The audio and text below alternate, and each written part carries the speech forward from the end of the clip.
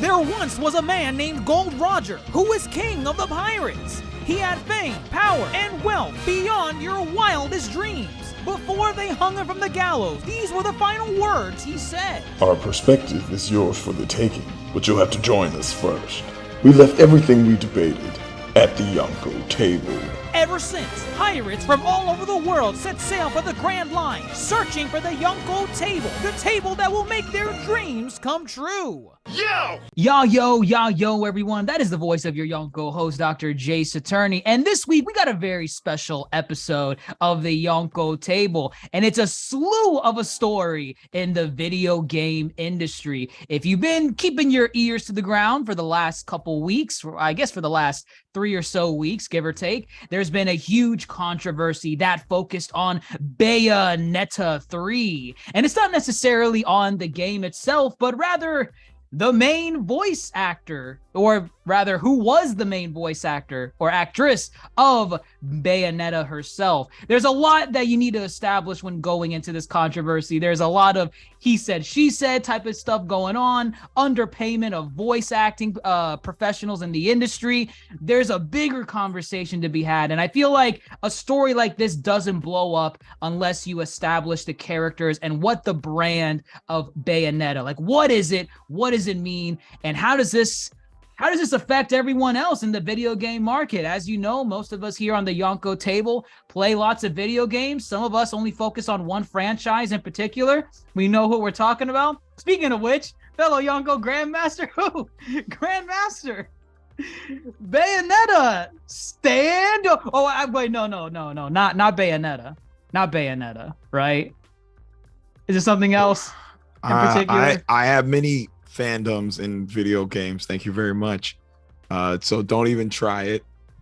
Any of our patrons that listen and follow strongly know Dr. Jace is going to allude to my over obsession with the Batman Arkham games, which is not true. What, I don't have an over obsession. No, I don't have a fandom, and it's lukewarm, and it's controlled, and it's fine.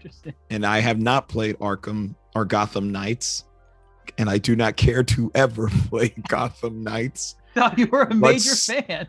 Let's stick to this Bayonetta topic and leave it alone at that. Fair enough. I feel like even if you're really not a fan of Bayonetta herself, I feel like the conversation that stems from this topic is still worth having a conversation about, because I feel like a lot of people that don't know a thing about Bayonetta have their 2 cents into what's going on. But before we get into like the nitty gritty as to what exactly is going on with the Bayonetta controversy, let me ask you, because you say that you're not overly obsessed with Arkham. What is your stance on Bayonetta? Have you just heard about the character in passing? Have you played any of her games, or like what do you know about the character in general? I mean, I never played the games. However, I'm very much aware of how she has become. I would like to say she's become a modern day Nintendo mascot. As far as her games are exclusively on Nintendo. Modern day Nintendo mascot. I like that, because that's that's huge in this. That's huge. I mean, Nintendo has kind of the same mascots for decades, and so it was rare. It was really rare for a series to take off on Nintendo and actually, kind of have a face to it. As far as many games have had sequels, and then those characters don't take off. Bayonetta as a character has taken off.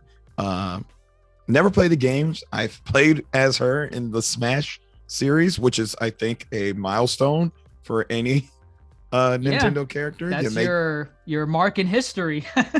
Right. It says a lot about you. You made the cut. You made the roster on Super Smash Bros. That says a lot. I know Bayonetta has transcended video games. Many people gravitate towards her look and her style. She's got that neo-goth chic, I guess. I don't know. She's hot. It's hot. People like her. She is attractive. She's got everybody rooting for her. Both sides of the fence. All ends of the spectrum, I think, like Bayonetta. So, other than that, I really don't know much. Really, it's mostly speculation. I know she can summon demons or something, and she shoots guns. And that's it. That's basic. You know what? I'm very surprised. I'm very surprised you had such a firm grasp of Bayonetta the character, because that's probably a good enough grasp what you need of the character if you haven't played the games, because the next best thing is to actually play the games that she's in to know more about her. But for the most part, yeah, you pretty much got Bayonetta on the head. She's this basically this witch that uses magic and spells, and she has stiletto high heels that are shaped as guns on her feet. Again, very stylish character, very over sexualized, but she uses that as her weapon in her fighting kit. She does it in her games. She does it in Smash Bros. She made her debut in Smash Bros, I think, as a DLC character on Smash Bros for Wii U. Yes. Right. I think she was the final DLC character for Smash Bros. It's probably either her or Cloud for sure. Yeah. Yeah. She was in that group. She's in that group. Yeah. Right. And it is, as you say, if you make it in Smash, I mean, you made your mark in gaming history. I know for Smash Bros. Ultimate on the Wii, there's people were always wanting for other characters to make their debut on Smash Bros. As a potential DLC slot. So I know we're not getting any more DLC for Smash Ultimate, but there were always talks of like Sora coming in, Master Chief from Halo. Believe it or not, there were people wanting the Minecraft guy to be a character. God. And that became a thing. He made it. Yeah, they made it. The fans have spoken. The fans have spoken. So Bayonetta is now a household Nintendo name, as you said. Funny enough, the first game was not published by Nintendo. It was, do you know who it was published by? Ooh, no.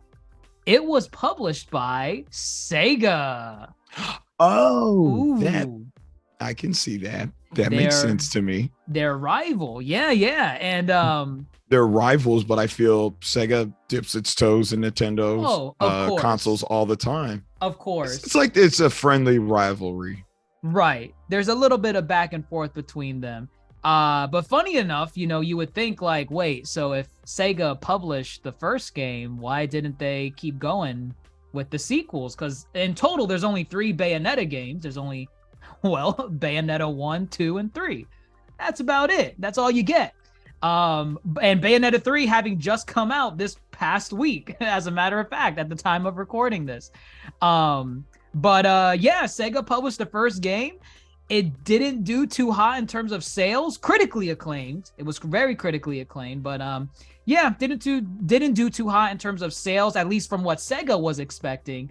And then from there, the IP just kind of sat around.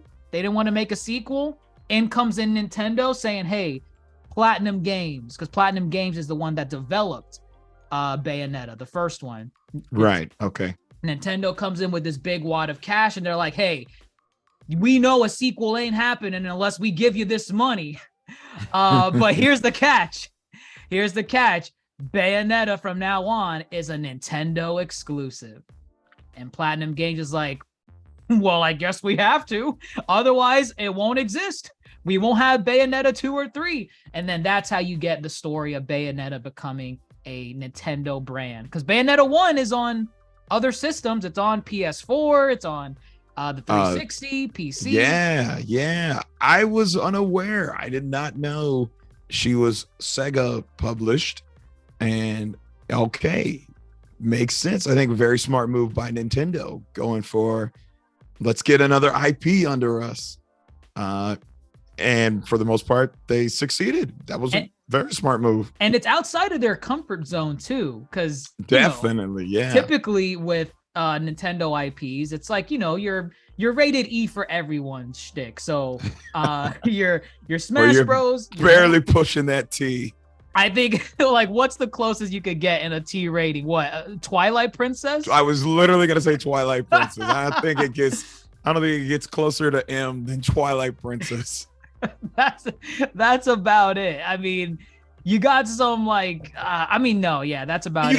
You got some like no name, like small, not as popular games like Twilight Princess that definitely get that M rating, but Bayonetta for sure. Right. It wears it on its sleeve. Oh, yes, of course. The things Bayonetta, like you see the black outfit that she has of course on in my image. That's her hair. Her hair is like literally enveloping her body to form her outfit. So when she fights, her outfit comes off in the middle of fights, and her hair becomes these dragon demons that like eat the hell out of all these creatures. It's crazy. That didn't make it in Smash.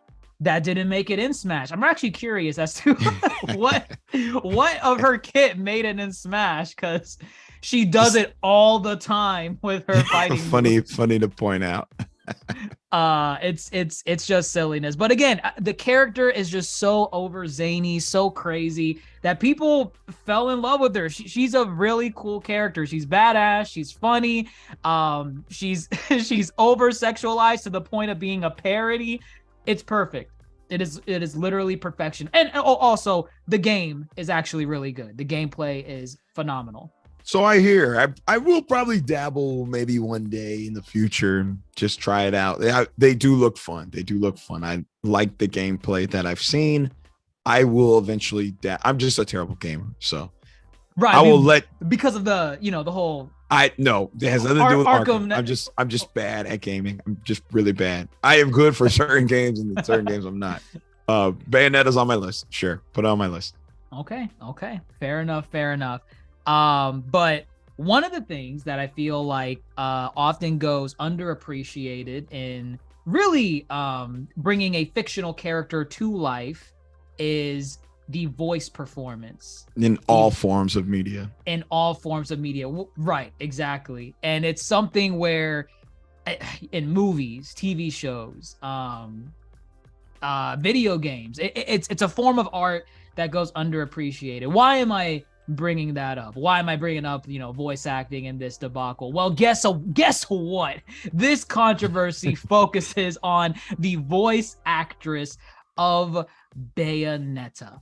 And this voice actress's name is Helena Taylor. Have you ever heard of Helena Taylor before? Unfamiliar with her? Any idea?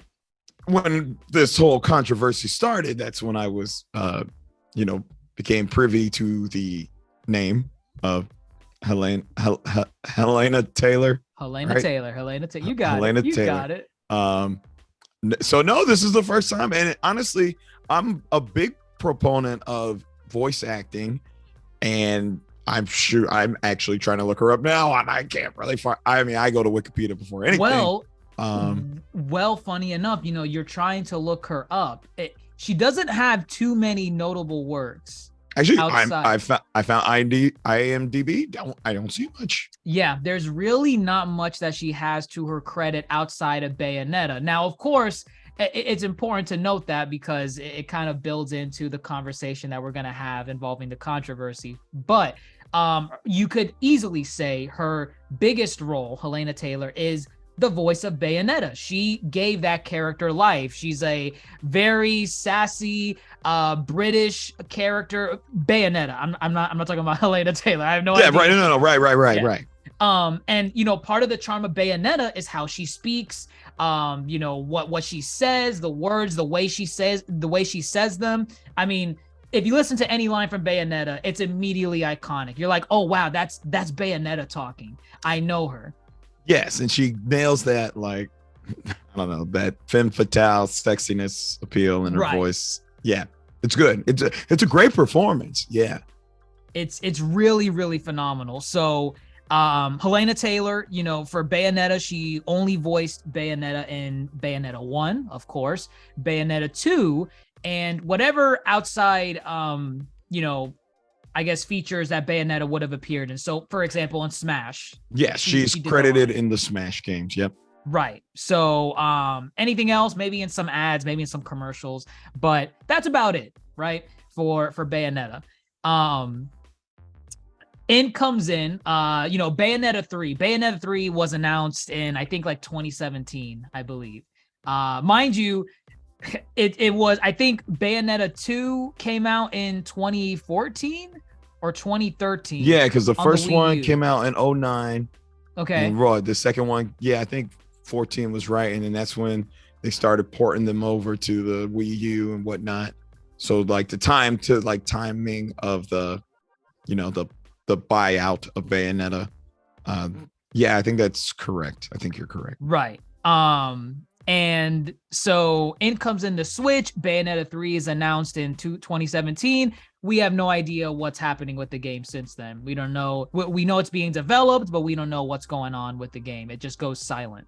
Fast forward to 2022. Bam, we got a release date. Bayonetta 3 finally coming out in October of this year. Fans are excited. They're like, yeah, hip hip hooray. We're finally getting Bayonetta 3.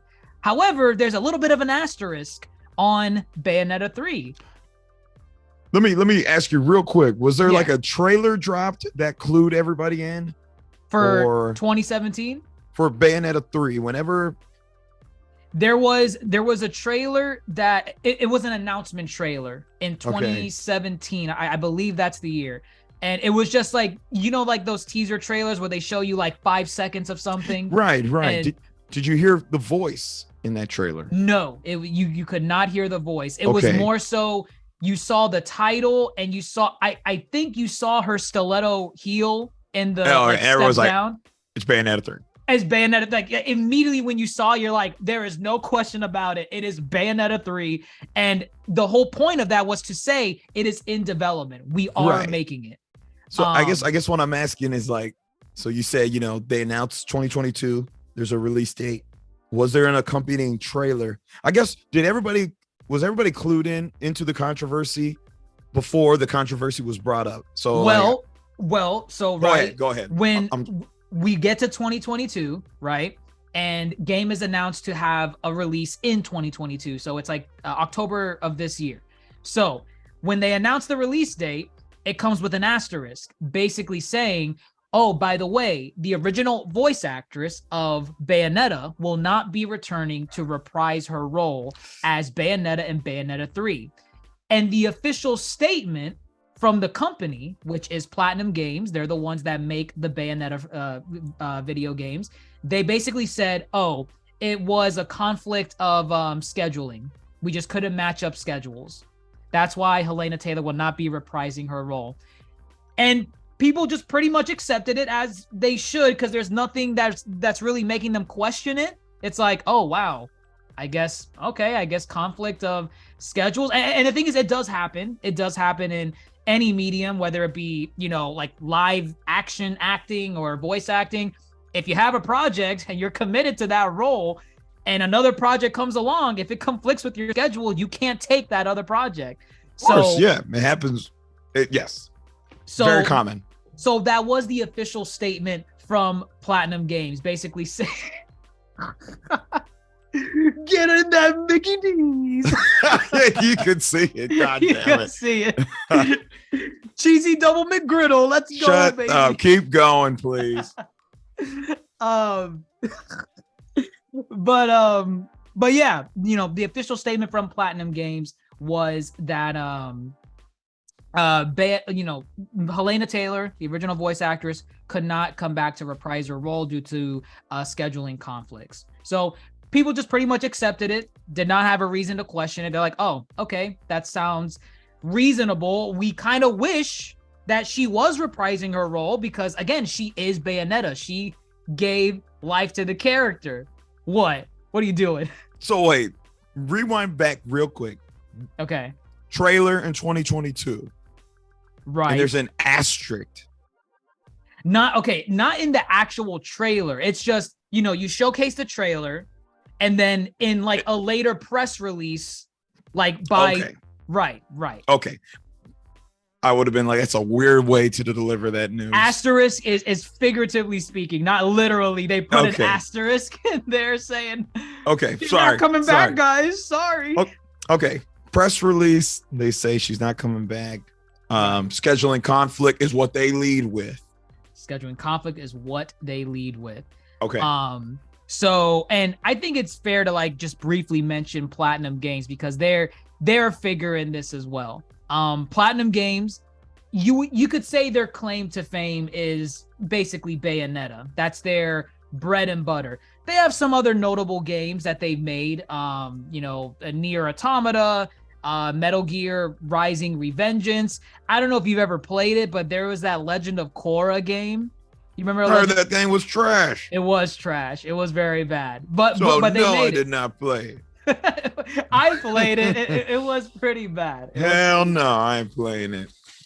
They made that Transformers one. That one was pretty good. That was based off the 80s TV series. Oh, like the G1. Yeah. Yeah, the G1.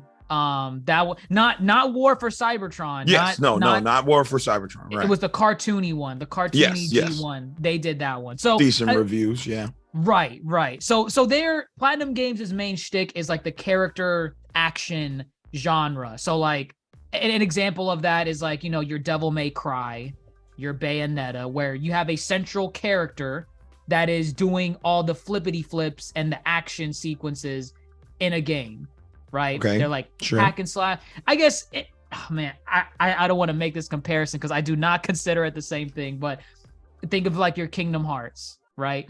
Kingdom Hearts is more literally an action RPG than a character action game. But if you wanted to have an idea of like the somewhat of what the genre is, you could go with that as well. If you're unfamiliar with games like Devil May Cry and Metal Gear Rising or stuff like that. Okay. So basically, right, that's Platinum Games, founded by, again, and this is very important because this is part of the controversy as well. I'm collecting all the pieces. I'm connecting all the dots. Pieces. We gotta lay out the chessboard because it's a game of chess. Sure. We can't be playing chess on a checkers board. Authors release information to build their story. You're building a story. I'm here. We're building it. So, right. So, Platinum Games is a collaboration company that was made by former Japanese devs from Capcom. A lot of these devs made major titles that are iconic today. So, for example, Resident Evil, that's like from Shinji Mikami. There's oh my god, goodness, I'm blanking on some of these. There's Hideki Kamiya, who is known for Resident Evil 2 and Devil May Cry. Again, a lot of these I could go on and go on. Like Beautiful Joe, you heard of Beautiful Joe? Beautiful Joe, I sure do. A lot of these games that were released from Capcom, and there's also Okami, the one with the white wolf. The wolf in the paintbrush. The wolf in the paintbrush, right. I think that one's from Clover Beautiful Studios. Game. Beautiful game. But again, a lot of these devs had roles in making some of those iconic games. So they all collaborated together and made this studio called Platinum Games. I mention all this because there's one central figure in this that it was hilarious with this controversy. Hideki Kamiya. If you need a title to associate him with, just think of Devil May Cry. He's literally the guy that gave us Devil May Cry. Dante, right. Dante. Got it. Devil May Cry. I'm here. Devil May Cry, and you could even say he's basically the head of Platinum in the sense of he spearheaded Bayonetta 3 or Bayonetta in general. It's his genre. Okay. That's his genre of game. Sure. So we got all the pieces, right? Platinum Games releases their statement. Helena Taylor is a role in this too. Helena Taylor's not reprising her role. So people accepted that. They moved on, right? Fast forward to October of 2022. I believe the release date of Bayonetta 3 was October 20 something of 2022. It was in the later half of October. Right? 28th, October 28th of 2022. Yeah. Rewind literally last week to raving reviews, by the way. The reviews for Bayonetta 3 were fantastic. However, rewind the clock about maybe 2 to 3 weeks ago, right? The game is about to come out. It comes out in 2 or 3 weeks. Helena Taylor, the original voice actress of Bayonetta, and mind you, this is months and months after they announced it was scheduling conflicts as to why she cannot reprise her role. Helena Taylor makes a video, posts it on Twitter, and I think she posted on YouTube as well, but Twitter's the main focal point. She posts she makes a post to Twitter, a video, basically saying, remember that story that Platinum Games said that I was not reprising my role because of scheduling conflicts? The asterisk? That was a lie. They lied to you. So immediately people were like, wait, oh, what? A lie? Well, what's the real reason? Why would they lie? What's going on? Zoink, split up and search for clues.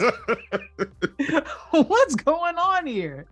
So she reveals, according to her, and again, this story expands as you go further down the timeline. I'm starting in sequential order, like what we learned in order, right? So we're right now at the first reveal of Helena Taylor. According to Helena Taylor, bomb drop on Platinum Games. You're like, damn, that bitch. A bomb drop. Helena Taylor basically tells the world, saying, I did not reprise my role for Bayonetta 3 because they only offered me $4,000 to do the voice, the main character, the voice for Bayonetta 3, $4,000.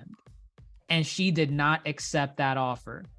According to her, she countered back and asked for a salary that is, in her own words, she did not ask for the world. She only asked for a living wage from these people.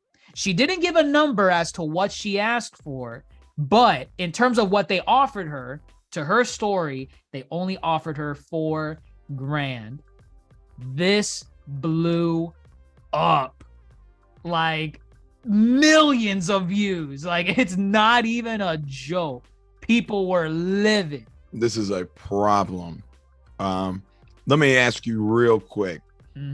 Do we have the numbers that she was paid previously in the other Bayonetta games? I mean, these are games that they sell. We don't have the numbers of what she was paid previously for the. And we probably don't have the stipulations of her contract too, do we? As far as like for the other games. Yeah, like the other ones. As far as do the sales of the game affect her payout even more? So this is one of the things in this industry. Typically. And I think it goes for almost all VA contracts. I could be wrong, but I think there's a reason why it's raised as an issue. I don't think there are any residuals like given to these characters. I think there are, and it's very small because our boy Dante Bosco on his TikTok does residual checks.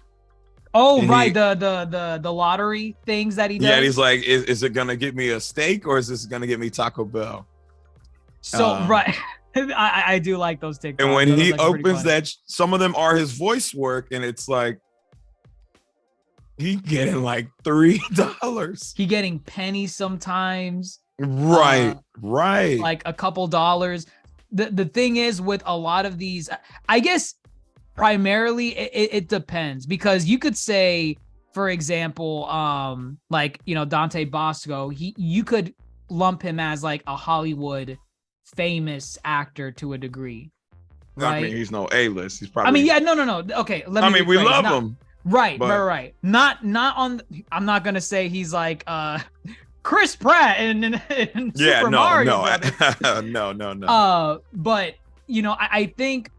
I think the conversation in terms of like what payouts are for VA work, it extends to video games and how people are treated in that industry. Some of it does extend to like animated work a little bit, but when it comes to the game industry, usually it's like one and done. You do your voice. We have like usually a flat fee. And again, it's not all the time. It's not a constant thing. I'm sure there are some contracts in there that do have it. Video games and voice acting are low tier in terms of taking care of their talents that they bring on. Correct. Unless you are a big name in the industry. Because you gotta get them. You gotta get them. You gotta get them. So for example, in your background, Jennifer Hale. Oh, okay. So okay. These people are making bank on their contracts for VA work. Like, unless you're a Troy Baker, a Jennifer Hale, oh God, Roger Craig Smith, Stephen exactly. Bloom. These people are popping roles like left and right, and these game companies want them. Of course, yeah. So Nolan North. Exactly. So unless you're in like the top 1%, you're probably getting screwed over a little bit, like the way Helena Taylor allegedly said she was being screwed over, because the $4,000, as shocking, as disgusting as that offer may seem, there is truth to that. Like, other people get lowballed with these roles for a flat fee, and that's basically it. I know one example, and I don't know if you're familiar with it. Oh man, his name is escaping me. Give me his credits. Michael Hollick. You know Michael Hollick? No, give me his credits. I only know. I mean, he's in some live action shows, but I don't watch the show, so I don't care for them. But his in the gaming sphere, right? His main role was Nico Bellic from. Oh, Nico Bellic. Okay. Nico Bellic from. Hey Roman, let's go bowling. Okay. GTA 4, got it. GTA 4, that's his claim to fame in the gaming industry is Nico Bellic. He has been the poster boy for years on basically of VAs getting underpaid, in the sense of, according to him, he got paid for his role as Nico Bellic like around $100,000, which is, a lot of money. That's a lot of money. Step up from 4K. A step up from 4K for sure. But one of his complaints in these VA contracts is that he got no residuals for that. And he was the main character. And GTA is a huge gaming franchise. Hundreds of millions easily. Right. Even Rockstar GTA is 4. sitting on like Scrooge McDuck's gold bin due to the GTA series. The Colt, yeah. Yeah. The vault. Yeah. No, easily. Very, very much so. And Mike Hollick, I mean, I'm sure at the time, because GTA 4 came out in 2008. He would have like done the recording sessions in like 05, 06, 07. Right, a couple of years ahead. And he did mocap. Exactly. So I mean, $100,000 for any VA role is considered a lot of money. That's like the upper echelon of what you would get paid for a VA role, at least in a video game, right? And so that's nothing to scoff at, but again, he got no residuals for GTA 4, which went on to sell hundreds of millions of dollars worth of like merchandise, the games, and then you go into GTA 5. I mean, the executives are millionaires. It's really Rockstar. Easy to milk GTA. It's very easy to milk. Right, exactly. So Mike Hollick, he's always been the poster boy of like, this is a prime example of what you should look out for when it comes to underpayment in the video game industry. Don't let this happen to you. Don't let it happen to you, because again, it sucks. It happens. So in comes in Helena Taylor saying, well, guess what? It happened to me, and it's worse. $4,000. So people were naturally so pissed. They started, obviously support for Helena Taylor was through the roof. They were saying, oh my God, how dare they do that to you? And one of the things that she was asking in this initial video was to boycott the game. Even at this point, I'll admit I was kind of on her side as well, because I was like, oh wow, $4,000? That's crazy. But then when she asked to boycott the game, that's when I was like, okay, I don't know. I don't know if I'm gonna boycott. I don't have a Switch, so I can't say I Oh, am so or you am can't not. even play it. I can't even play it, so I have no dog in this race. But like, in terms of like, do I support what she's saying about boycotting the game? I really don't. I mean, I don't know. I mean, it's interesting. I get where she's coming from as far as 4K, definitely underpaying her, no doubt, for $1 million gaming franchise that she's Where been she's a part the of, main character. and she's been a part of since day one. Like, Day one. yeah, they're underpaying her. To boycott the game, I can understand why you want to boycott the game, but that's asking a lot. I think, we've talked about it in our group chat too. The bigger issue is just about underpaying voice actors. You boycott Bayonetta, that problem doesn't go away, Right. So there's a bigger issue than don't buy Bayonetta games anymore. It's not my voice. It's not my voice. And she kind of extended that argument a little bit to say the new voice actress who was Jennifer Hale, right? Jennifer Hale is considered the new voice actress of Bayonetta, who she has so much work in the industry. You could say she's literally she's a goat. She's goat status. She's a goat. She's up there with the greats like Troy Baker. She is higher than Troy Baker, if you ask me. You think she's higher than Troy Baker? Look at the bottom of my screen. There goes Felicia Hardy, Black Cat. There goes Troy Baker voiced Joker.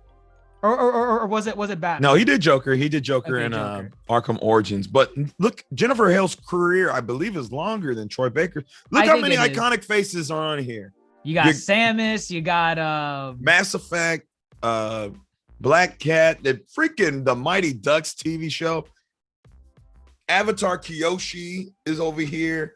Oh, she voiced Avatar Kyoshi? She did Kyoshi and June, the girl with the sheer shoe. Oh, okay. I'm Cinderella. She is the modern day voice of Cinderella in any Disney related thing. If Cinderella's there, it's Jennifer Hale doing the voice. Jennifer Hale, man, is GOAT tier in voice acting. She's a hex girl. She's a hex girl. And she gotta put a spell on you. She's a fucking hex girl. It's crazy. I would say she's higher. You're right. It's crazy. Her career is so enormous. Expansive. For sure. Right. It breaks just video games in general. Yes, right. I don't think, because now that I think about it, I don't think Troy Baker has a lot of works outside of video games. I feel Troy Baker has been really he's got voices outside video games, but within the last decade, Troy Baker has blown up for sure. Okay. I dare say Troy Baker, he's moving on up due to this last decade. He's been putting in work. So you know what I just realized in looking at your background? I hear the same voice for Miss Keene, Sam from Totally Spies, and is it Mindy the bully? Oh, the mean girl? Yeah, the mean girl. Mindy, that's the same voice across 3 different characters. And then freaking Princess from Powerpuff Girls. The little girl, the little girl, the millionaire. Yes. That's right. Yeah, I just hear the same voice. I mean, they're obviously different characters portrayed differently, but I'm listening just in my head, the voice of those characters. I'm like, wow, you know what? They sound almost exactly the same. This is the same person. I can tell. Now, okay, so what you're telling me, so they only want to pay Helena Taylor 4K, right? Mm-hmm. And she don't want it, obviously. Pay her worth, right? Right. Wouldn't they have to pay Jennifer Hale more? Okay, right? People started raising eyebrows on this because they were saying something's not adding up with this. Because it's like Jennifer Hale, as you said, she is just astronomically famous as a voice actress. And it's like you're lowballing Helena Taylor with a 4K offer, but then you get Jennifer Hale, and you're paying for Jennifer Hale. You are paying. That's not, you give 4K to Jennifer Hale, she's gonna laugh at your face. She is going to shoo that under the rug. Absolutely not. She said, "I'm gonna make another Mass Effect real quick. Let me do that. Let me go do that." So that started raising concerns, but then people started maybe saying, "Oh well, maybe it was an intentional lowball. Like maybe they were Platinum Games. They were contractually obligated to, for some reason, offer Helena Taylor the role. So they intentionally gave her a very low offer for her to deny it, so they could be like, oh well, she denied it, so we don't have to deal with her. Let's get an A-list celebrity in the voice acting gig. Let's get Jennifer Hale instead." But even though people were throwing around these questions, the argument was still in support of Helena Taylor for the most part, right? Of course, the internet being the internet, this led to a slew of attacks against Jennifer Hale, Platinum Games, like people just like bashing them, saying, "How dare you?" First off, with Platinum Games saying, "How dare you, not pay your VAs a livable wage?" Because, and that's understandable. I think that one is understandable. Very understandable. Very understandable. But then that argument then started going towards Jennifer Hale, because then it got nothing to do with her. It got nothing to do with her. But at the moment, people were saying like, there's no way Jennifer Hale did not know the situation with Helena Taylor before becoming involved. And then it starts to bring into question, like, how can you take a role like that knowing what it's doing to someone else? Because apparently, and I didn't know this going in, but apparently a common respectable practice in the VA industry, if you're a voice actor or actress and there's a role of a character that just opened up but it was a character that was previously voiced by someone else. So like, take for example, new Avatar series, right? A new Avatar, The Last Airbender series is coming up. Assuming that Prince Zuko is in the movie, right? Right. If for some reason that Dante Bosco is not going to reprise his role as Prince Zuko, if I'm a VA, I need to do my due diligence and research why he's not taking that role. I need to know why they're not taking him back. Is it a him problem? Is it a them problem? What's going on? Because it's Prince Zuko. Bosco would come back for that for sure. No, right. I listened to a podcast with Christy Carlson Romano and Will Friedle, Kim Possible, and Ron Stoppable. They brought on Phil Lamar. Okay. They only talk to voice actors in their podcast. Okay. And Will Friedle and Phil Lamar have worked together doing DCAU stuff like Bruce Timm, Justice League, Batman Beyond. And yeah, that kind of came up, something like Phil Lamar once upon a time talked about what would he do if they approached him to do Batman. He goes and talks to Kevin Conroy about it. So even he says it. Well, they're friends, back in the day, voice acting, they're doing all their recording in the booth studio together. Yeah. Right. So they're friends. And Kevin Conroy's stand-up guy, he's just like, you go be Batman. Don't try to imitate my Batman. You just do your Batman, kind of. Right. And it's what it shows is that the voice acting community is not like ginormous. It's relatively small enough to where these people know each other, and there's this mutual respect. So when it comes to people stepping down from iconic voices, I do imagine whether it's stepping down, forced down, or just they're going in a different direction, they might want to go talk to the original voice actors to kind of keep that relationship. It's good practice. It's good practice. I think about Stephen Bloom, who's involved in this as well, by the way. He is. So we'll bring him up again. He's been doing, Wolverine as far as any kind of X-Men animated series goes. Oh, like that video that baby games. show. The superhero squad. Yes, He did it. He did Oh my Wolverine God. there. He did Wolverine and the X-Men. Okay. He's video game wise. Remember X-Men Legends? Okay, yeah. Oh, that's him. Yeah. That is him. That's him. Okay. As far as I know, he's been doing Wolverine forever. Unless Hugh Jackman comes on and does a video game movie tie-in, it's him. So I imagine, if he were to ever step down from Wolverine, go talk to the man. Wonder, everybody's understanding. It's like, they're people, and voice actors don't get paid that much. So it's like, hey, They don't. It's not as lucrative as people think it is, unless Right. you're, again, the top 1%. you're right. You gotta be up there. You gotta have constant work. So it's like, Right. so what? People are assuming Jennifer did not go talk to Helena.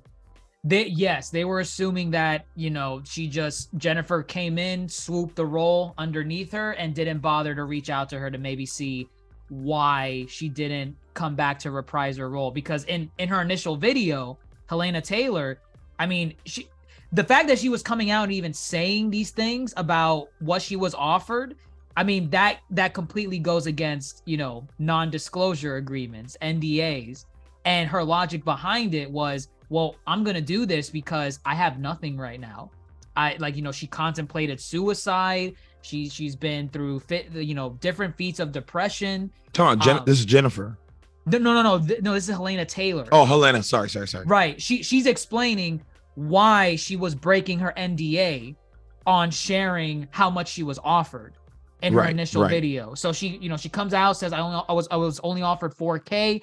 You might be wondering, what about the NDA? Am I allowed to talk about this stuff? She's like, who cares? Like, I literally was living out of my car not too long ago. So Helena Taylor's been going through it. That's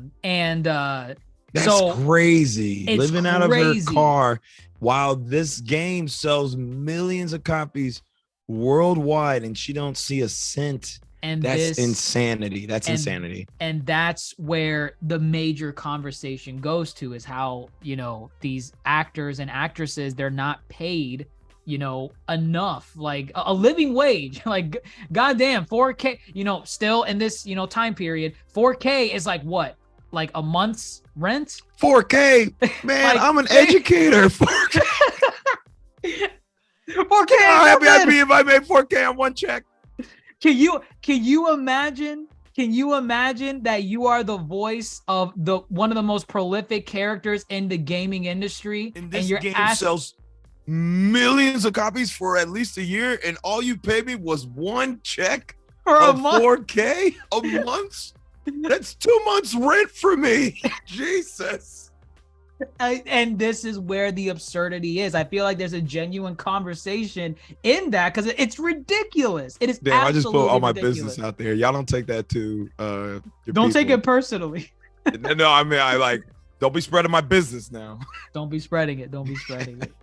But that's crazy. It's crazy. So people, they were being ridiculous, but they were going after Jennifer Hale, saying, how could you? You're a monster, blah, blah, blah. In comes Steve Bloom, who you mentioned earlier, and he kind of acts as kind of like a mediator in a way, but he's more on the side of Jennifer Hale, in the sense of, he doesn't lay out the pieces, but he's saying, you guys need to understand that, first off, I know Jennifer Hale personally, and I know the type of work and how she conducts her work.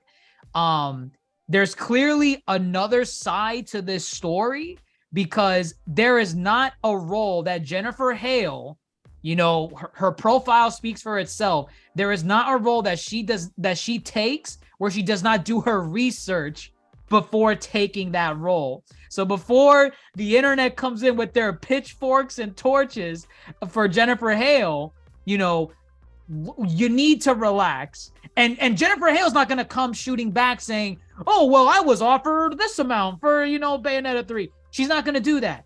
NDA, you're not allowed to do that. You are not allowed to disclose what you're being offered for a reason. Nor is this technically her problem. She's done the work already. She's probably already been paid at this point. It's done. From her point, it's done. It's no need to get involved and break her contract, right? Exactly. So, and again, it's like, you break your contract. That's when you get the swarm of lawyers coming at you. Yeah. The Nintendo lawyers. It's a cease and desist. Reggie Fils-Aimé comes down. It's like, well, Jennifer, they brought me out of retirement. Reggie Fils-Aimé. Oh, right, man. Reggie We need him Fils-Aimé. back. We need him back as a Smash character. Can you? Oh, how funny! How would funny be that would be. Perfect. But yeah. So, and then Jennifer Hale also speaks out herself, but again, very vague, as she should have been. Basically saying, I can't talk about this because clearly NDA. I can't elaborate, but understand there is another side to this story. And people were kind of still mad at that. They were like, oh no, reveal it to us, reveal it. And it's like, no, don't do that. No, don't do that. But that's kind of where everyone was at in terms of when the bombshell dropped. And then also, this is a funny character to mention, at least. So we established who Platinum Games was, right? Sure. Yeah. Yes. We established who founded Platinum Games. One of them is Hideki Kamiya. Right. He's the important one in this because he's the one that spearheads Bayonetta. He's the main guy but in the dev room for Bayonetta. This guy for years has been infamous on the internet for blocking people on Twitter for no reason whatsoever. Okay. You breathe it. And again, it's for silly reasons, like back when Bayonetta 3 wasn't even a thing, like we didn't know if we were gonna get it. If you tweet him asking him, when's Bayonetta 3 coming out, Mr. Kamiya? Blocked. Blocked. Really? Blocked. And the thing is, it was, for the most part, it was taken as a joke. Like, it wasn't real. Like, when he blocks you, he blocks you. He doesn't unblock you. But because of the absurdity as to why and how he blocks people kind of just accepted it as, oh, that's Kamiya. What an honor to be blocked. What an honor. And people will play games like, how quick can we be blocked by Kamiya? And they'll ask him like dumb things in English, and they'll be like, you type this in English, blocked. Interesting. A funny, I use that in quotations, a funny character in the... That's funny. It's funny. Yeah. It's absurd. It's like, my God, you're really blocking people over just silliness. When they ask you questions, when they ask you something that you think is stupid, right? Blocked. Not dealing with it. Blocked. So he's a character in this, right? Because that's what he's been known to do for years. But people have, for the most part, accepted it as like, that's just how he is. We'll just accept it. He's just being silly. Obviously, the silliness stopped when the Bayonetta 3 stuff came out. In comes in the droves attacking Kamiya, saying, are you serious, Mr. Kamiya? You did not pay your voice actress, your main voice actress, a livable wage? Blocked. So now the blocking looks problematic now. Now it's like, before what was seen as a joke, now it's like, oh, you're trying to hide a conversation. Now you're trying to hide something important. And Kamiya would come out and he basically gave his 2 cents, basically saying, wow, what a bunch of lies that Miss Taylor is giving out. Boy. The truth will come to the truth will come to light whenever it does. But remember my rules. He always says that, remember my rules. And he means that in the sense of, if you respond to me and I don't like what you have to say, no questions, blocked, huh? Wow. So you can see how Kamiya, being a character that he is just fueling the hate that people are having towards him, towards Jennifer Hale. He's not putting out the fire. He's just kind of redirecting it. He's a firebender. He's Zuko in this, or I guess, yes. But Azula. I mean, the fire's already here. I mean, I don't think you've reached that point in the story to where we know what really happened yet, right? This is We're- just deflection at this point. Deflection. Right. And this was the main focus for like about a week, right? It's like most people are on the side of Helena Taylor. Everyone. And what we're like 2 weeks out before the game comes We're like out. about 2 weeks or so out, right? Like 2 to 3 weeks. Like we're yeah, right. 2 to 3 weeks before the game comes out. So everyone's on Helena Taylor's side. Everyone's like wishing her the best, saying, "Oh my God, how dare they do that?" And you know, she's helping it by saying, you know, her story about, you know, suicide, depression, and then also the fact that she asked to boycott the game and said, "Hey, donate to your local charities. Whatever money you were going to spend on the game, donate it to a charity." The charity bit is going to come back soon. Don't worry. Do not worry. So again, that's where we were about a few weeks ago, right? Everyone was on Helena Taylor's side. Then the other side of the story starts coming out, and this like you literally it was such a sight to behold, because you see you are visibly seeing the shift. It's like a meter, right? Like on this side you got like everyone's on Helena Taylor, and as the weeks go on, that meter is slowly inching away. It's getting juicy. It's getting juicy. So right, we're on this side right here. To my far left, we're on Helena Taylor. So everyone's on her side. Now that's when stories start coming out. You start getting anonymous sources in the industry, credible sources.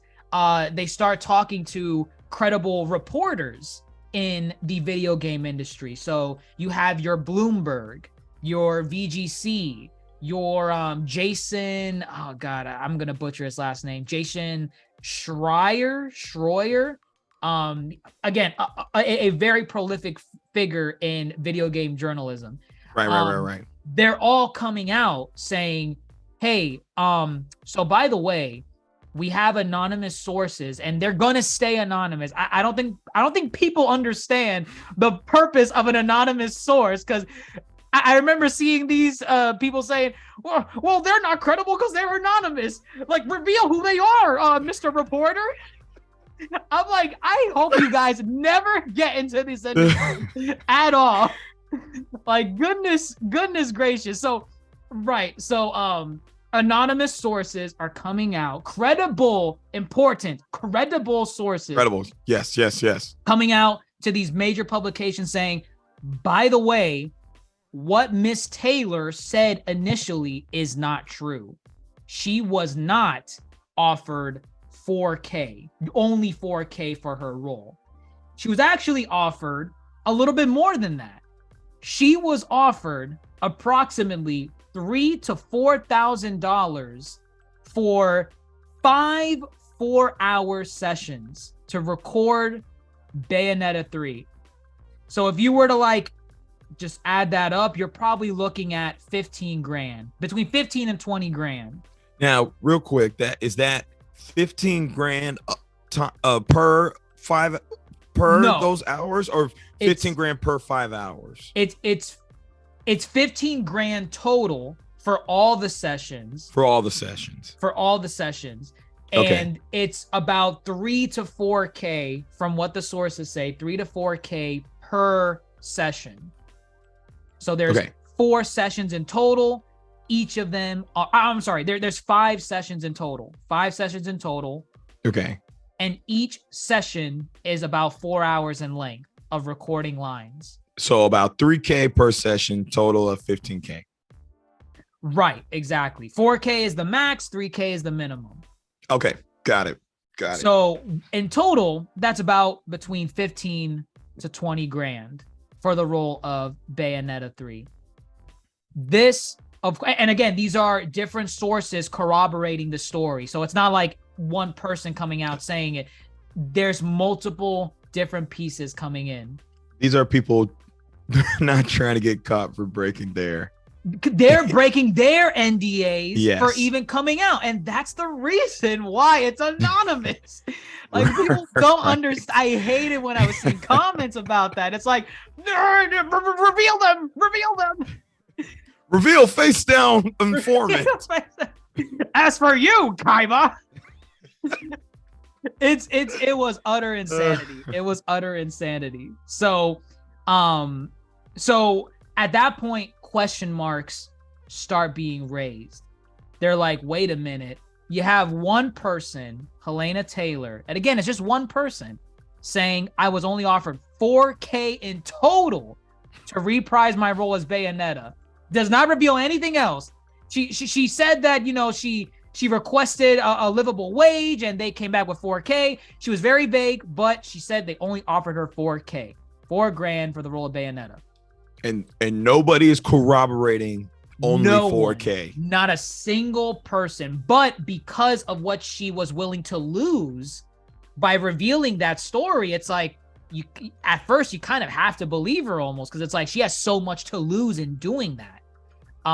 In you know, coming out and saying it, breaking the NDA, all that stuff.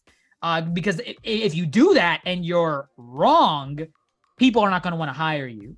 Of course, yeah, your reputation and your career is screwed. tanks. Your reputation tanks, and it did. I guarantee you, it did tank after this one, and we'll get to as to why. I'm ready. So now you have all these other stories corroborating, saying, yeah, guess what? This was something that is not true. She was offered about $15,000 total.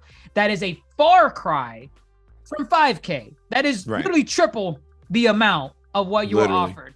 Now, of course, the question still remains: is $15,000? Would you consider $15,000 a fair offer for the role again that she's reprising? It's a main character in a multi-million-dollar franchise. $15,000 total, according to industry standards, regardless if those standards are still lackluster. According to industry standards, Helena Taylor got a very high offer for what was being presented based on industry standards. I was literally gonna say, I mean, it is what it is right now, and it really sucks that voice actors are not paid as much for these franchises that just blow up worldwide. But given the standards now, if you have steady work, that's a really good payout right there. That is really, really good. Well, also it's really good if you don't have steady work, which she apparently does not, looking at her credits. Right. Yeah, she's really and again, I'm not sure if it's maybe if she's difficult to work with, or if it's her agent not getting roles, or just what's I feel going on. I gotta blame, if she even has an agent. I hope so. Right. We don't really know, but you know, given from what it sounds like, is that's a really good payout for voice actors. Is it fair in terms of, you know, equality goes for voice actors? Probably not. No. Right. I would still say, given the role and the franchise it's in, I would still like $15,000 is still a good payout, but given the character and everything, I still think it's on the low end. Definitely better than $5,000 for sure, or $4,000 for sure.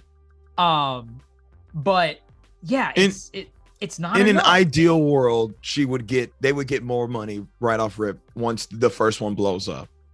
Right. Like exactly 6 figures. Right. You would think like you take the initial risk of, you know, accepting whatever payment you get for the first game, because you don't even know if it's going to be successful. Right. But then once that brand is established, it's like, oh, people actually like this character. This is a household name now. This is a household name. Yeah, especially with Bayonetta 1 and 2. So from Helena's perspective, I understand, like, hey, I'm gonna ask for more money. You know, it's something. It's like a couple grand. You know, how long is that gonna last me? This franchise it sells. It absolutely sells. So, of course, these stories are coming out, and now people don't know who to side with. You have some people siding with Helena still, saying, yeah, but those sources are anonymous. We don't know what they're coming from. And then you have people siding with, you know, I guess Platinum Games and Jennifer Hale, saying like, oh, wait a minute. She lied. Why did she hide that? And then Helena Taylor is commenting on these stories saying that is an absolute lie. There was no 15K offer. They never offered me that. That is Platinum Games trying to save their ass. In her words, they're trying to save their ass. Ooh, poor choice of words. So she's standing firm in her position. She's like, I don't care. Like I said $4,000. They're lying. I was not offered 15 to 20K to reprise my role as Bayonetta. So, and again, that was the position for a while. That was like maybe like another week, right? Maybe half a week. What are we, a week away from the game's release? We're getting there. Yeah, we're about a week away. So obviously things start boiling. I think you see a shift that's leaning more towards people siding with, Jennifer Hale and Platinum Games. But people are still kind of in the middle, because now they're like, well, it's a bunch of he said, she said at this point, because Helena's saying, no, they only offered me 4K. And then you have anonymous sources that are being published in news articles saying, no, it wasn't 4K. It was actually 15 to 20 that she was offered. So it's like, who do you believe? One person saying this, one person saying that. Only the parties know what really happened. So this is where the good graces of Helena Taylor begins to significantly crumble. So let it go. Let's go. Come on. Let's do it. So she makes an addendum to what she previously stated. She provides more clarification as to what happened, what was offered, right? So now she's doubling back and instead saying, okay. So maybe there was a 15 grand offer on the table. Maybe there was. However, you guys have to remember this is a multi-million-dollar franchise, not including merchandise. And, she's trying to hype up her position as to what she then asked for in response to such a low offer. Because again, like we said, 15 grand, I mean, it's good, but it's not it ideal. Could be better. It could be better. Right. So Helena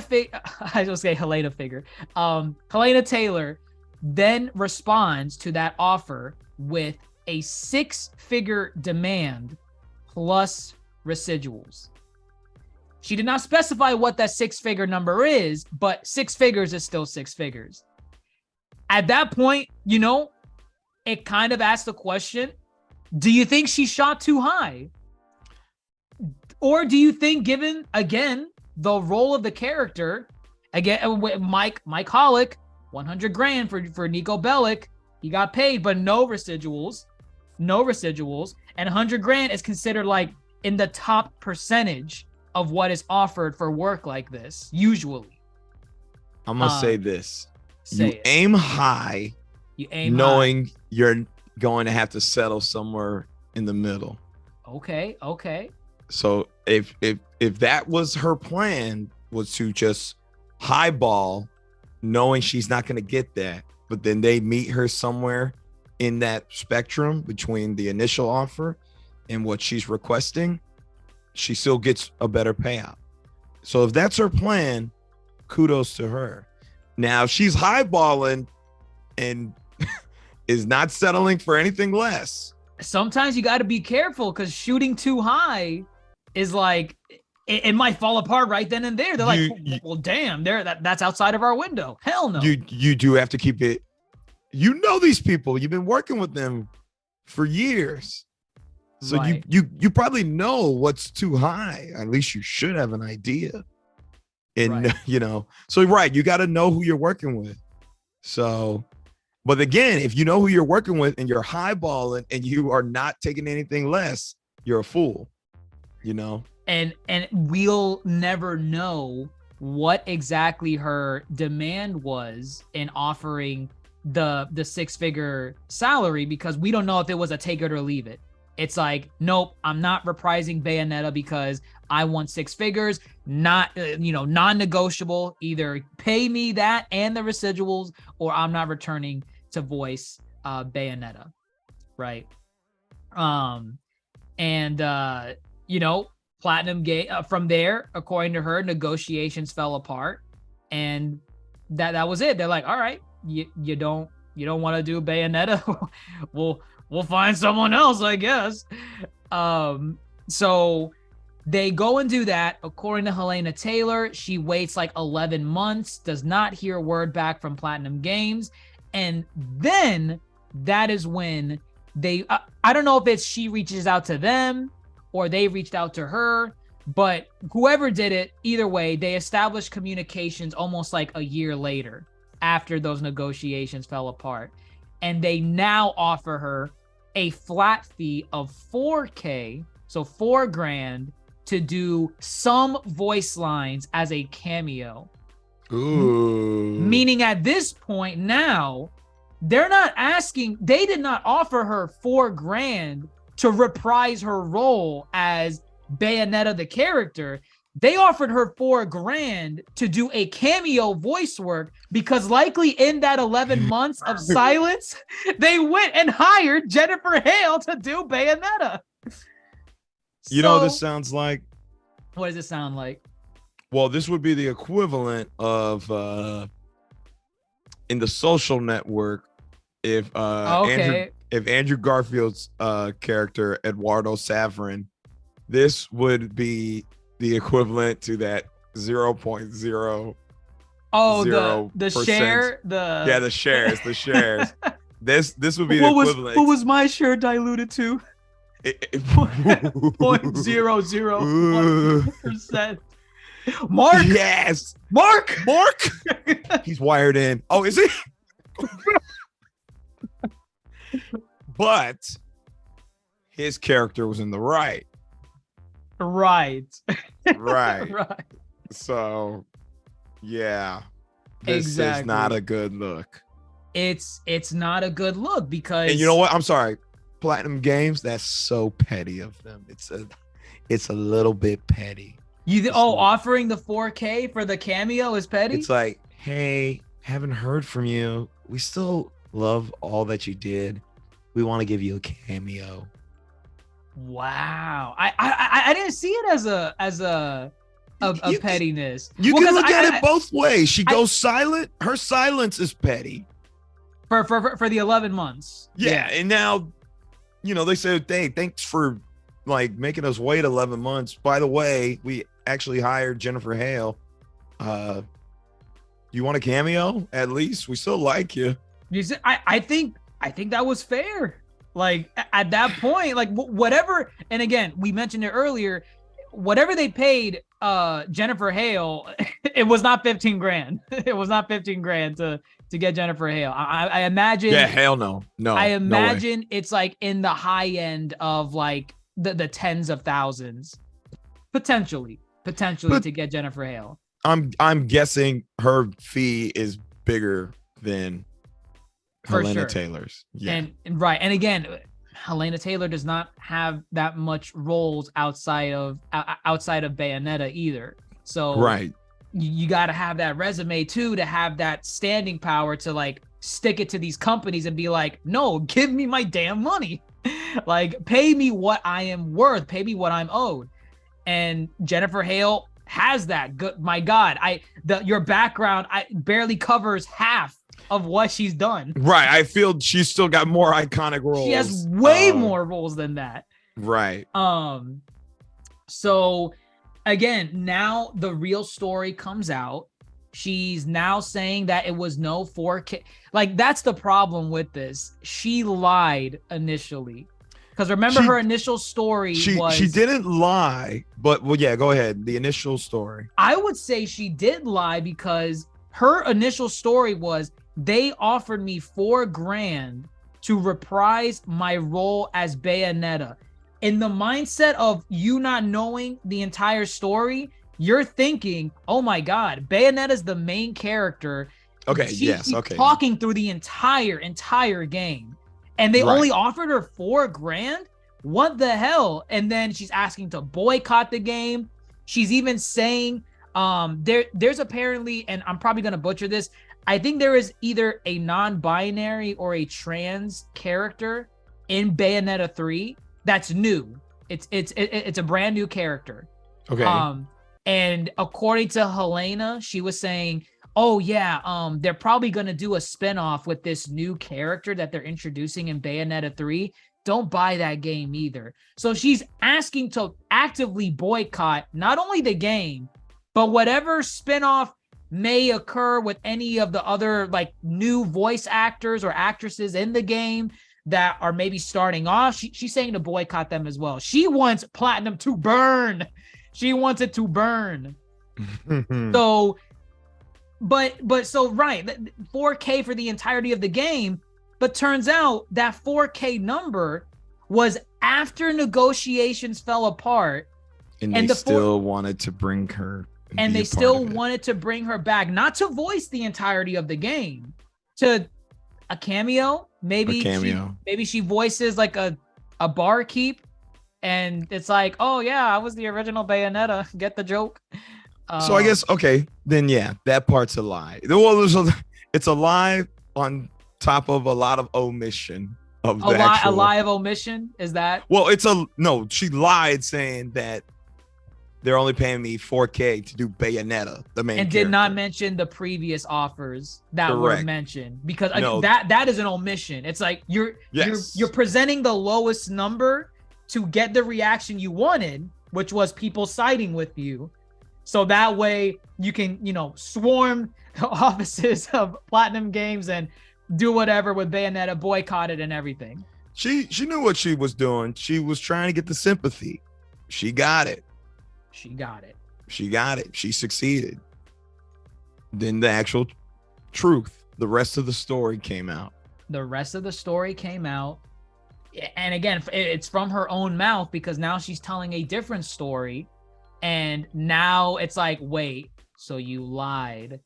I think I might side with wait, was I going this way? I was going this way. Yeah, I was going this way. You can't even see it on the video. But now I'm siding with now I'm siding with a Jennifer Hale and the rest of them, because you're not telling the truth. And it's unfortunate, because there was a genuine conversation to be had with Helena Taylor coming out and saying this stuff, because these VAs are really underpaid.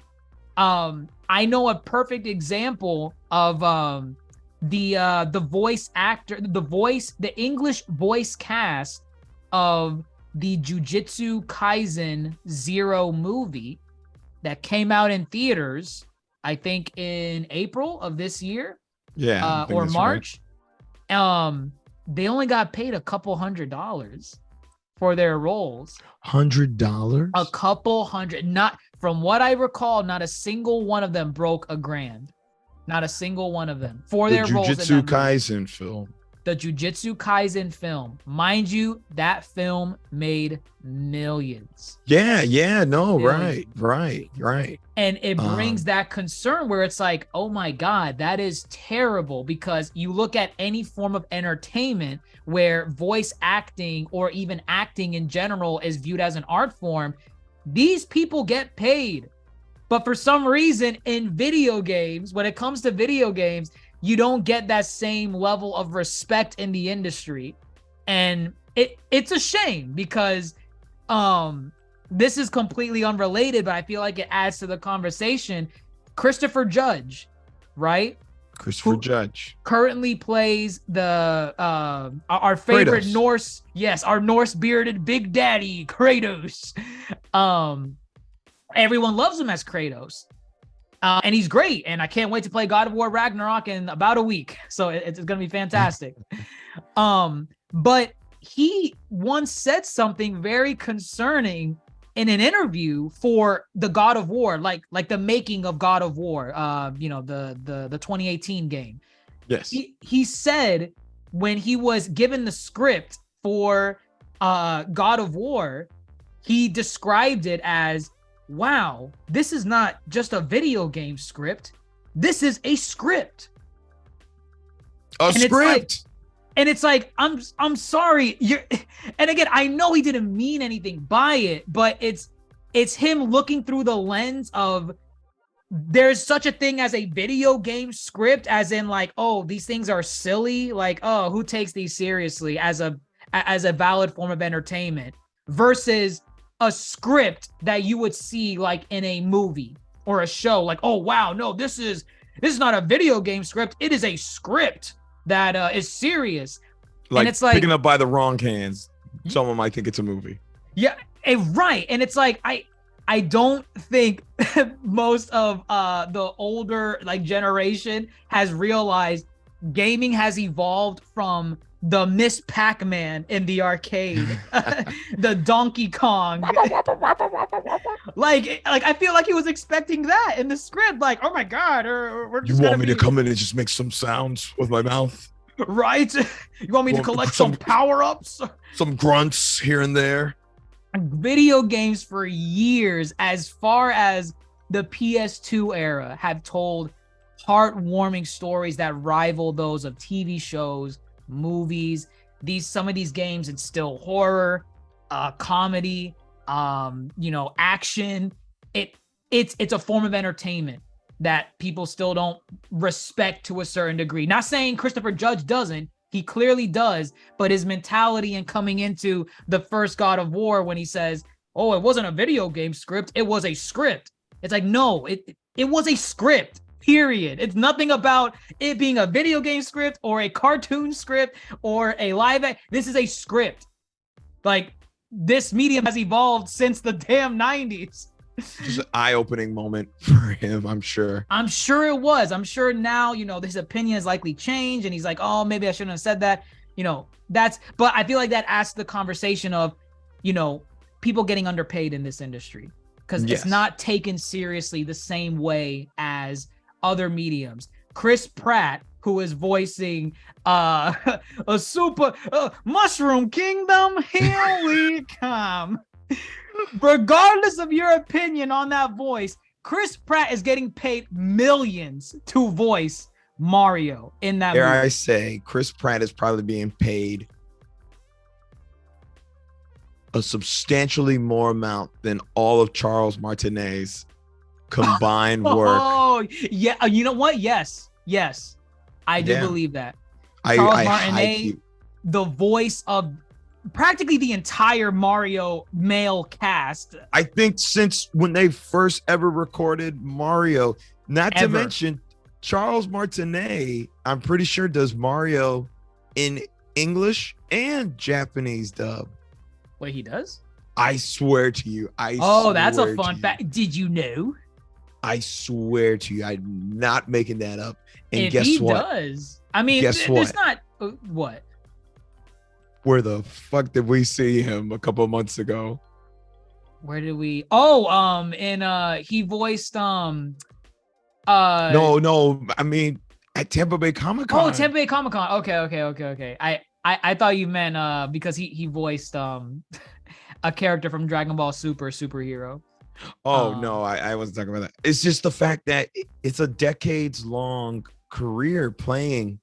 Well, actually, he does Mario and Luigi. He does Mario, Luigi, Wario, Waluigi. Right.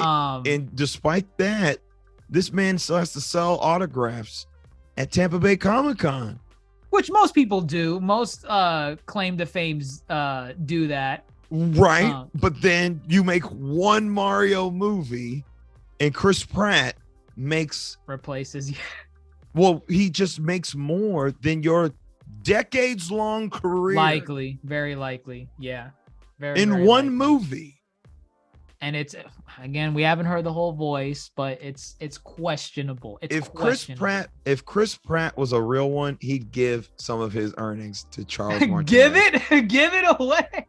Yes. Ain't no way in hell. I mean, he's not, I'm sure. Oh my goodness. That's funny. I'm just saying.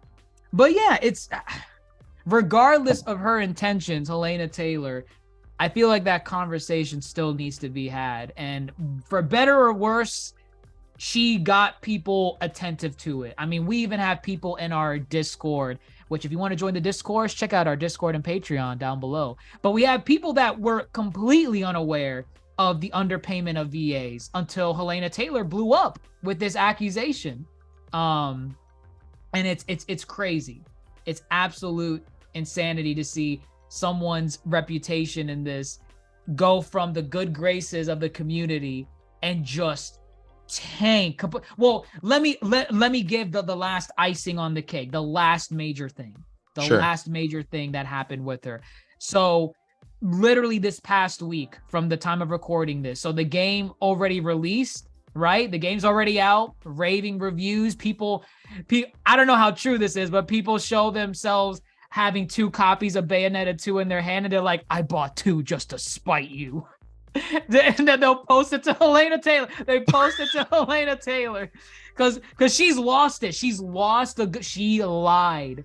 She lied. Oh, man. It gets worse because now Helena Taylor is saying, I guess you guys didn't boycott the game, but here's a list of charities that I think you should donate some money to. These charities are for very good groups that I think are worth your time. Some of those charities were, like food charities, clothing charities. One of those charities was an anti-abortion charity. And immediately that raises the Rock's eyebrow, the eyebrow of concern, the loud, can't do it, but yes, the vine thud, the vine thud, boom. Yeah. They go down the list of charities. They see the anti-abortion one. They're like, boom. What? Who do you want us to avoid to? So people start digging into her past tweets.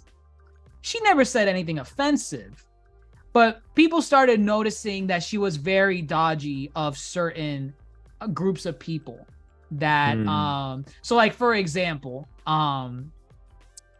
she would say something along the lines, a fan, like, I think like in 2019, they would ask her, Miss Taylor, would Bayonetta say trans rights? And rather than Helena Taylor, she's not going to say no because boom, she's destroyed on the internet. Right. So you would think the easiest response is just say yes, or just don't respond. Like if your thoughts don't align and you don't. Did she respond? She responded. Ooh. And she didn't say no, but she gave a very half-hearted response that did not answer the question. She basically said, yeah, I don't view people. Oh God, I don't even know exactly how she said it. I wish I had the tweet in front of me. But listen, the point that you led with, I don't view.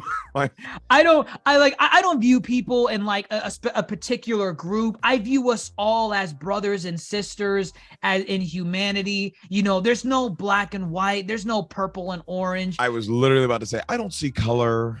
To a degree, that is literally what she said. I can hear it before it even came out your mouth. So, people didn't really take alarm with that back then because it's like, oh, okay, she's just kind of saying, oh, I accept everyone, instead of just saying yes. That was clear, and hindsight is 2020. That was clearly a dog whistle for her views on trans rights and also anti-abortion rhetoric. And people just started. Her reputation now is just completely gone. Tanked. It's gone. She is not going to get hired for any roles after this. She does not have the good graces of social media to back her up. She is now, in a way, blacklisted from other, like her relationship with other VAs, because it's like, you almost tanked the reputation of another notable VA based on what you were saying, which is, Jennifer Hale. Yes. And also the, again, I'm just going to say either or, because I don't remember which one they are, but non-binary trans character in Bayonetta 3. Another dog whistle, Helena Taylor saying they might make a spinoff of one of the characters that being that character, and Helena Taylor saying, don't support that one. Don't support that one. She probably meant like, oh, don't support Bayonetta in general anymore. Yes, because any tie into Bayonetta. Yeah, right? but now it's like, oh, we know she's a bigot. Low What do you mean by that one? What do you mean? Exactly. Dog whistles. Ooh, Whistles. Not a good look. It's not a good look. Not a good look. I feel that this is going to be remembered for years in the gaming industry to see, well, also the conversation of, VAs getting paid a livable wage as they should.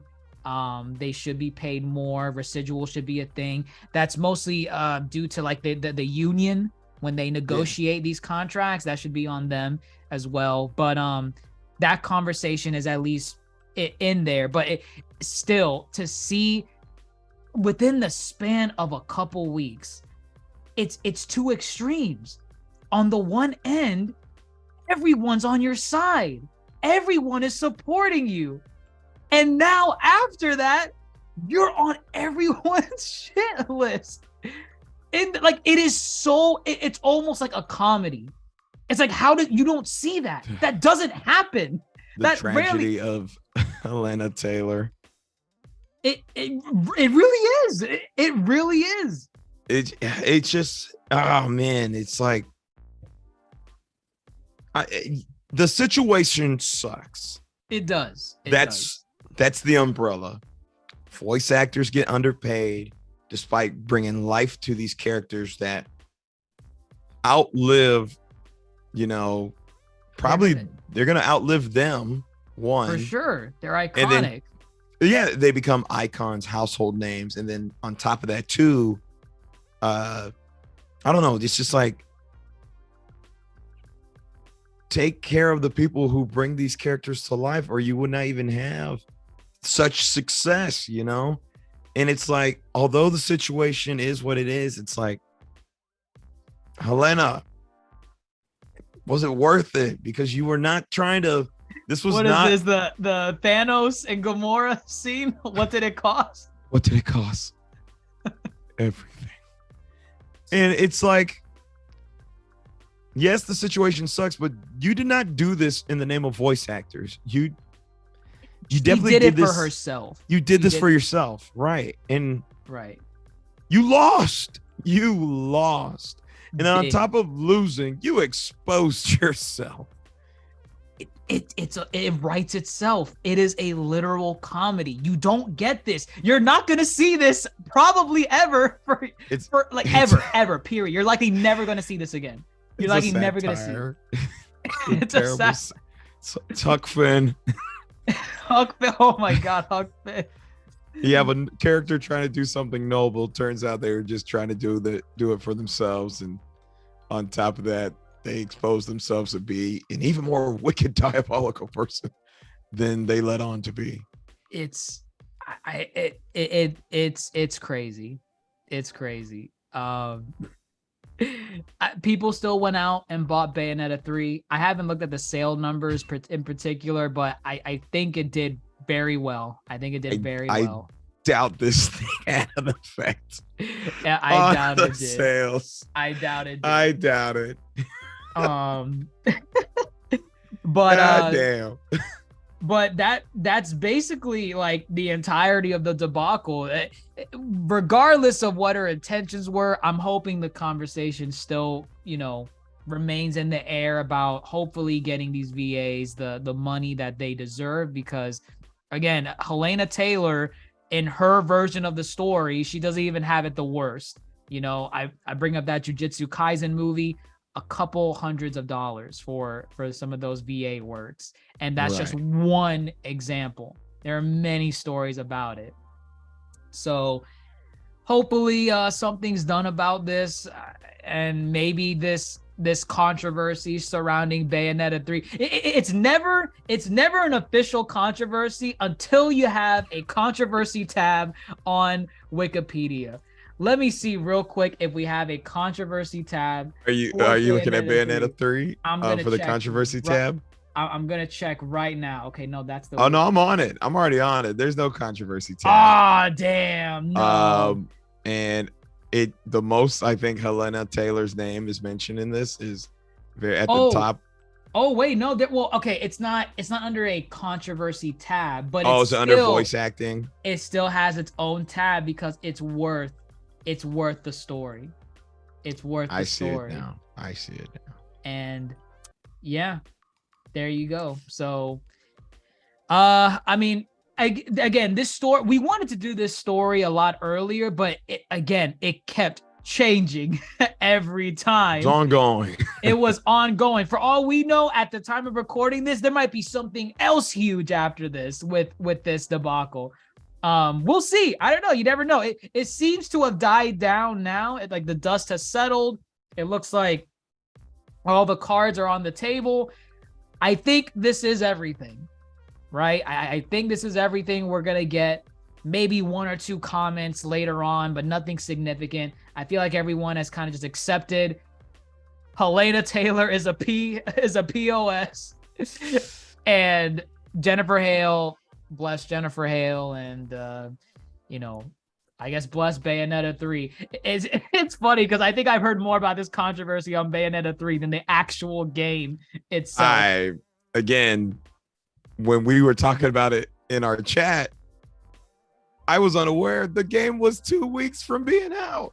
When does this game come out? It comes out in a couple days. Because when you told me that Jennifer Hale was voicing Bayonetta, I was like, wait a minute, she finished that voice work that quick?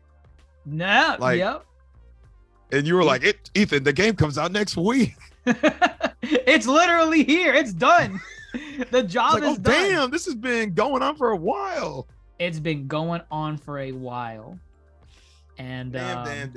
God, oh goodness, I don't know, man. Yes, I hope the conversation continues as far as the push for, better wages for voice actors, but I guess you need this to happen. Not for the sake of Helena Taylor, for the sake of everybody goddamn else. Exactly. I guess we'll see what the ultimate result is from all of this, but I would say that kind of wraps up our thoughts on this. I felt like it would be kind of like a fun story to like deep dive because it is a rabbit hole. So much fun. This is fun. This is fun. This was fun. This is crazy. It's a rabbit hole. Like you think you know everything in the first 5 minutes and you're like, wait a minute, it gets worse. There's no way it could get worse. It got worse. It got worse. Yeah. It got worse. But yeah, it's a rabbit hole that I don't think we've seen the bottom of yet, but we'll see. We'll see what happens. We'll see. Yeah. Any final thoughts on this? Do you now want to play Bayonetta 3 or any of the Bayonettas? To be honest, and this might sound terrible, I just wanted to hear Jennifer Hale behind the voice. I still haven't heard her voice. I still don't know what she sounds like as I imagine it has to be British. That is Bayonetta. She's British. Which I'm sure she's done. She's probably got a British role in her repertoire somewhere. Yeah, it's crazy enough. I'm just curious about how she sounds as the character. I guess that shows where I stand on the whole debacle. I might look it up right after this. I actually think I will too. Let me confirm this. Let me see if she's now the new Bayonetta. Damn, here we are. I don't even care about the. I was like, should I look up Jennifer Hale's voice or should I do a comparison first and listen to Helena Taylor's? I don't care. I don't care. I don't care. It sounds terrible. Wow. I don't care anymore. Wow. I know it sounds bad. I feel terrible. No, I don't. I'm fine. That is okay. Yes. But hey, let us know your thoughts on what you think of this whole Bayonetta 3 voice acting controversy. Were you following this story from its inception? Or did you know about some of the stuff that happened later on? What did you do? Did you side with Jennifer Hale at first, like the rest of the internet? Oh, I'm sorry, Helena Taylor. And just what do you think overall? Like, where does the conversation go from here? And are you going to be playing Bayonetta 3? I know I can't because I don't have a Switch. I guess I have one. I could play it. You could let me borrow it. Maybe I could actually. Oh no, hold up. Pokemon comes out. I'm sorry. You ain't buying Pokemon. Get out I of sure here. am buying Pokemon. BS. I am. I don't know how I'm gonna split my time between Pokemon and God of War, but I'm God dang it. No, not Gotham Knights. No, not in the no. So here, see, my gamer comes out. Wow. Very wow. It far exists, in between. I guess. It exists, just very far in between. So there you have it, folks. Let us know your thoughts. If you like listening to us, give us a like, give us a share, and listen to us on all social media platforms. We're on Apple Podcasts, Spotify, YouTube, Twitter, Instagram, TikTok at the Yonko Table. Check out our Twitch sometimes because, hey, we talk about games here. We play games on Twitch. So check out at DrJaceAttorney for that. And yeah, check out the TikTok too. We're popping on that. We should be. We are popping on TikTok. Almost trying to get to 10K. We're almost at 10K, almost there. Join the party. Let us know what you think and catch you on the next one, everyone. With that, I am your Yonko host, DrJaceAttorney, and fellow Yonko Grandmaster Hoop, signing off and take care.